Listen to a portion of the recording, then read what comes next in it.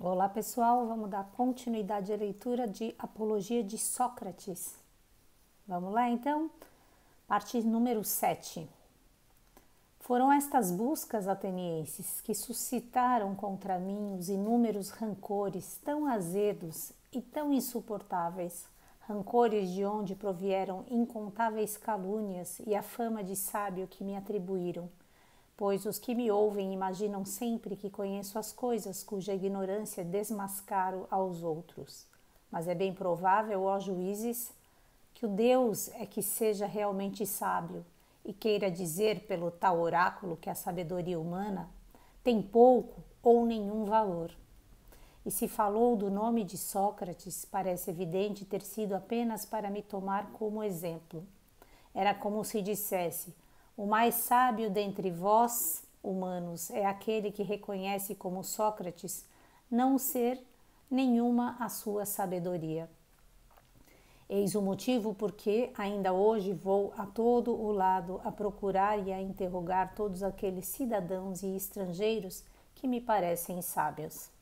E quando descubro que o não são, faço-me o defensor do Deus e provo-lhes que não são nada sábios. Ocupado com isto, nunca tive vagar de me interessar a sério pelos assuntos da cidade, nem sequer pelos meus, vivendo numa pobreza extrema porque estou ao serviço do Deus. Além disso, os jovens que vêm juntar-se a mim, tendo muito tempo livre por serem os filhos das famílias mais ricas, gostam de me ouvir, examinar as pessoas e eles próprios me imitam com frequência, procurando examinar outras pessoas. E o certo é que encontram muita gente que julga saber alguma coisa e que não sabe nada ou quase nada. Em consequência disto, os que eles examinam voltam-se contra mim e não contra eles mesmos, dizendo haver um tal Sócrates que é um celerado e um corruptor da juventude. Aqui, olha a importância disso, está mostrando uma das acusações importantes pelas quais ele está sendo condenado à morte. Ok? Ele ainda não foi condenado à morte nesse pedaço, é a primeira defesa dele, mas já sabemos que ele vai ser condenado a tomar a cicuta.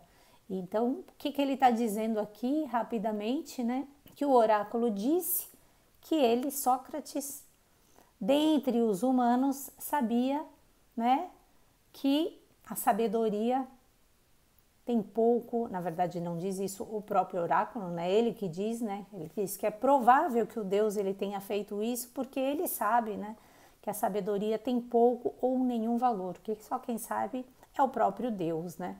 E aí como ele reconhece que ele não tem essa sabedoria, ele sai em nome de Deus investigando as pessoas e causando inimigos, dentre eles, né, as pessoas que são inclusive questionadas pelos jovens de famílias ricas. Aqui um detalhe que já conversei sobre isso, Sócrates era pobre, mas ele ensinava pessoas ricas.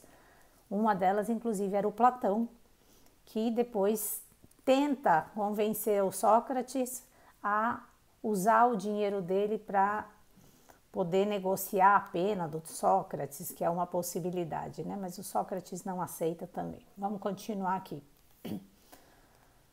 Então, perguntam-lhe, vou voltar aqui, porém, o que faz e ensina ele para corromper?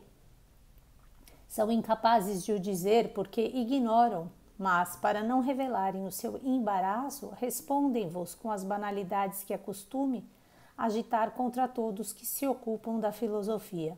Investiga o que se passa dentro do céu e debaixo da terra. Não acredita nos deuses e transforma em boa causa a causa má. Olha aqui novamente a questão que está sendo acusado Sócrates, né? Que não acredita nos deuses. Veja, ele está fazendo isso em nome de Deus. Então existe toda uma questão aqui política envolvida. Ele é um homem pobre, é o famoso bode expiatório, né? Alguém tem que morrer depois que os tiranos, como eu já falei para vocês, foram absolvidos. E é o Sócrates que vai morrer. Aquilo a que eles não se resolvem, penso eu, é aceitar como verdade que os convencem de que estão a fingir saber alguma coisa quando não sabem nada.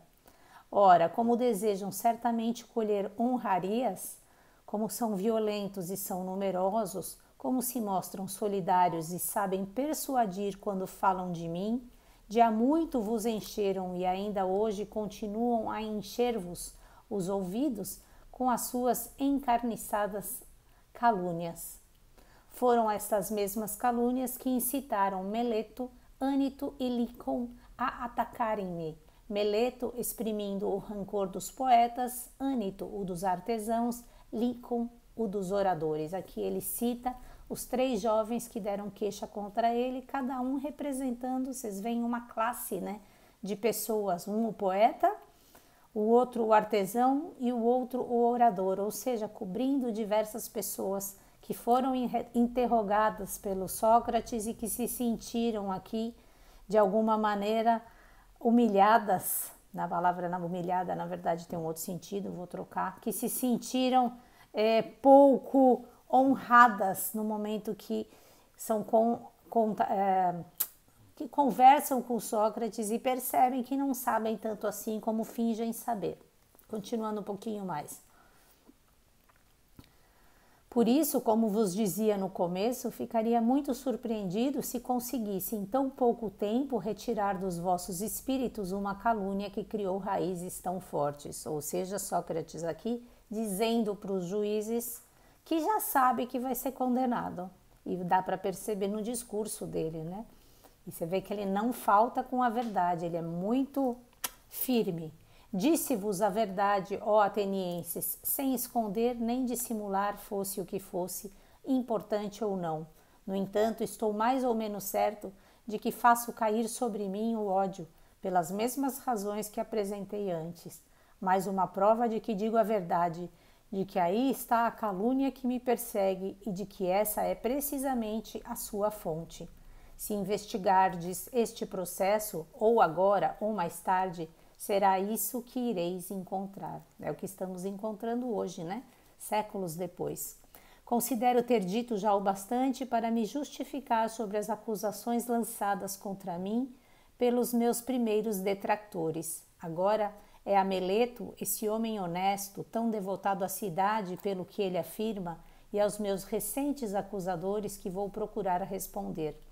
Façamos como se estivéssemos perante acusações novas e demos o seu texto, tal como se fez com as primeiras. É mais ou menos assim. Sócrates, diz a acta da acusação, é culpado de corromper a juventude, de não venerar os deuses da cidade e de os substituir por novas divindades. Tal é a acusação. Examinemo-la em todos os pontos, um após outro. Acabamos de ver aqui novamente as acusações a que ele está sendo, né, acusado. O acusador declara-me culpado de corromper a juventude, pois eu, atenienses, digo que é Meleto quem é culpado por brincar com coisas sérias ao trazer com tanta ligeireza as pessoas à justiça, fingindo aplicar-se e interessar-se em coisas com que nunca se preocupou. Ser esta a pura verdade é o que vou tentar mostrar-vos. Aproxima-te, Meleto, e responde. Não dás tu grande importância aos meios de tornar os jovens tão virtuosos quanto possível? Sim. Então vamos, diz a estes juízes qual é aquele que os torna melhores. De certeza o sabes, pois que te preocupas com isso.